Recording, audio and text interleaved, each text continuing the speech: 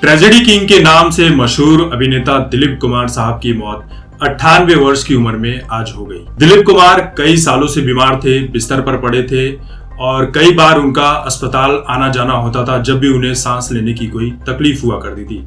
लेकिन आज उनकी मौत हो गई। उनकी पत्नी सायरा बानो, जो उम्र में उनसे 22 साल छोटी है, उन्होंने उनका काफी ध्यान रखा। दोनों के बीच बहुत प्रेम था। दिलीप कुमार जी का जन्म पेशावर में हुआ था, जो इस समय पाकिस्तान में है। उनका असली नाम मोहम्मद यूसुफ खान था, लेकिन फिल्मी दुनिया में जब एक प्रोड्यूसर ने उन्हें कहा कि आपको सफल होना है तो आपको कुछ अलग नाम रखना होगा। उनकी पहली फिल्म साल 1944 में ज्वार भाटा आई थी और आखिरी फिल्म साल 1998 में जो आई थी उसका नाम था किला।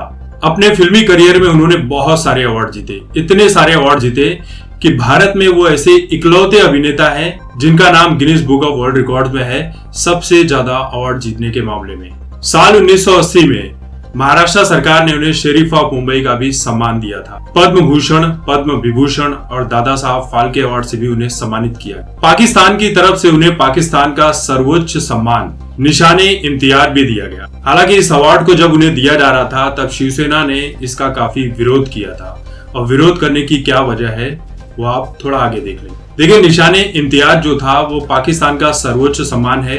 वो पाकिस्तान के नागरिकों को ही दिया जाता है जो वहां पर पाकिस्तान के लिए सेवा करते हैं। यह अवार्ड पाकिस्तान के आम नागरिकों के साथ सेना को भी दिया जाता है। जब यह अवार्ड दिलीप कुमार साहब को मिल रहा था तब शिवसेना ने इसका काफी विरोध किया, क्योंकि पाकिस्तान के साथ भारत के रिश्ते कभी भी अच्छे नहीं रहे थे और पाकिस्तान का सर्वोच्च सम्मान दिए जाना ये बात शिवसेना को सही नहीं लगी।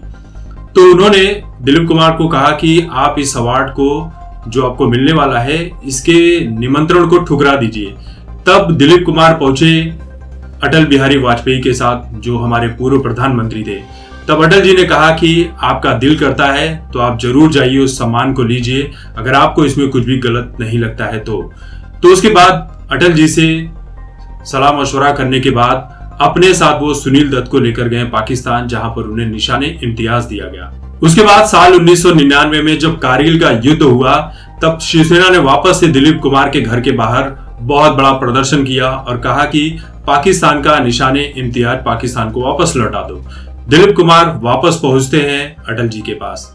तब अटल जी ने दिलीप कुमार को कहा था कि मुझे आपकी देशभक्ति और देश के प्रति समर्पण को लेकर कोई भी शक नहीं है। दरअसल बात ऐसी है कि दिलीप कुमार को लेकर एक ऐसी बात सामने आई थी कि उनके ऊपर पाकिस्तान का जासूस होने का इल्जाम लग चुका था। ये कहानी 60 के दशक की है, जब दिलीप कुमार के घर पर कोलकाता पुलिस ने छापा मारा था। दरअसल हुआ ऐसा था कि कोलकाता पुलिस ने एक पाकिस्तानी जासूस को पकड़ा था और उस पाकिस्तानी जासूस की डायरी में दिलीप कुमार का नाम लिखा था। बाद में ये बात जनता के सामने आई कि वो जो पाकिस्तानी जासूस था वो दिलीप कुमार का बहुत बड़ा फैन था, जिसके चलते उसने अपनी डायरी में दिलीप कुमार का नाम लिखा था।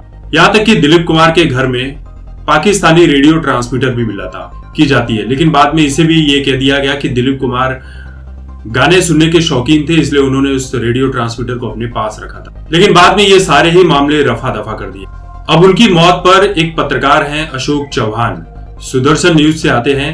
उन्होंने एक ट्वीट किया है जिसे लेकर काफी बवाल खड़ा हो गया है। उन्होंने क्या ट्वीट किया उसे पढ़ लीजिए। दिलीप कुमार नाम से प्रसिद्ध अभिनेता मोहम्मद यूसुफ खान नहीं रहे। फिर एक और ट्वीट किया जिसमें लिखा, जिस दिलीप कुमार नाम से प्रसिद्धि, पैसा और प्रतिष्ठा पाई उस नाम के अनुसार जलाया जाएगा या यूसुफ खान नाम से दफनाया जाएगा। अब इस चीज को लेकर सोशल मीडिया पर हिंदू मुस्लिम वाली जो थ्योरी है वो गढ़ी जा रही है। लोग आपस में लड़ाई कर रहे हैं, झगड़े कर रहे हैं, एक दूसरे के ऊपर दिलीप कुमार को लेकर छीटाकशी तक कर रहे हैं। देखिए, दिलीप कुमार साहब को लेकर एक ऐसी कहानी ये भी है कि उन्होंने अंग्रेजी हुकूमत के खिलाफ भी एक बयान दिया था।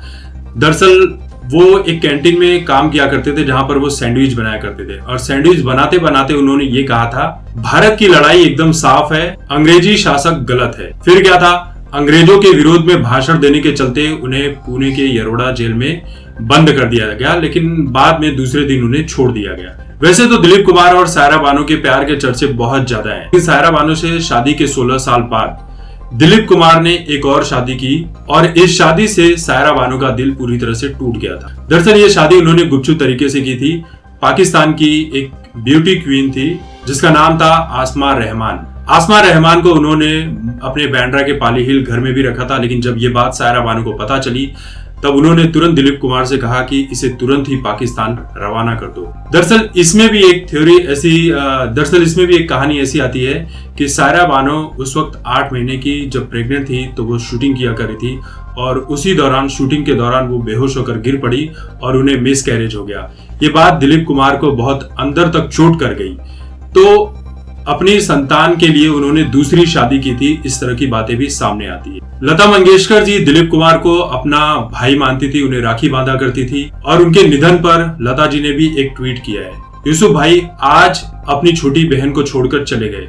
यूसुफ भाई क्या गए, एक युग का अंत हो गया। मुझे कुछ सूझ नहीं रहा है, मैं बहुत दुखी हूँ, निशब्द हूँ। कई बातें, कई यादें हमें देके चले गए। वैसे दिलीप कुमार को लेकर बहुत सारी कहानियां हैं, बहुत सारी बातें हैं। अगर निशाने इम्तियाज और वो जासूसी वाले बात को छोड़ दिया जाए तो दिलीप कुमार की जिंदगी बेदाग है। अपनी जिंदगी में उन्होंने कभी भी देश विरोधी बयान नहीं दिया, हमेशा अच्छी फिल्में की, देश हित में फिल्में की है।